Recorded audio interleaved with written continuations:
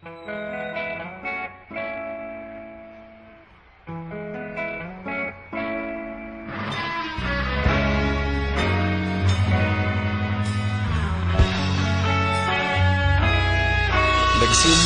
ang lahat sa eskwela, nagsama-samang 12 sa kalokohan at sa tuksuhan, hindi maawat sa isa't isa.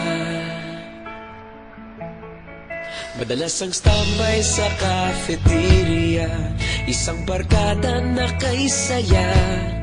Laging may hawak-hawak na gitara, konting udyok lamang kakanta na. Kay simple lamang ng buhay nun, walang mabibigat na suliranin. Problema lamang laging kulang ang datong. Sana napunta ang panahon? Sana nga ba? Sana nga ba? Sana napunta ang panahon?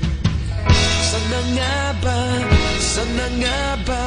Sana napunta ang panahon? Sa unang ligaw kayo'y magkasama, magkasabwat sa pambobola. Walang sikreto kayong tinatago, okay sarap ng samahang barkada. Nagkawatakan na sa kolehiyo, kanya-kanya na ang lakaran. Kahit minsan na lang kung magkita, pagkakaibigay hindi nawala. At kung saan na napadpad ang ilan, sa dating eskwela meron din naiwan. Meron pa ng mga ilang nawala na lang, nakakamiss ang dating samahan. Sana nga ba? Sana nga ba?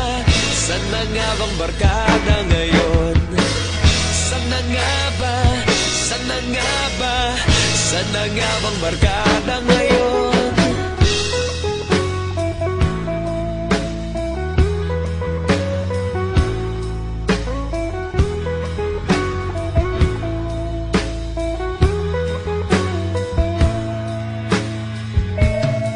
Ilang taon din ang nakalipas, wala pa sa aming tatay na nagsusumikap upang yumaman at kuminhawang kinabukasan.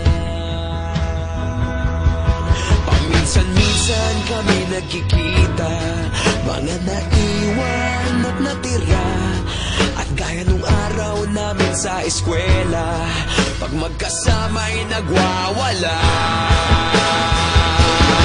Napakahirap malimutan ang saya ng aming samahan. Kahit lumipas ng ilang taon, magkabarkada pa rin ngayon. Magkaibigan, magkaibigan, magkaibigan pa rin.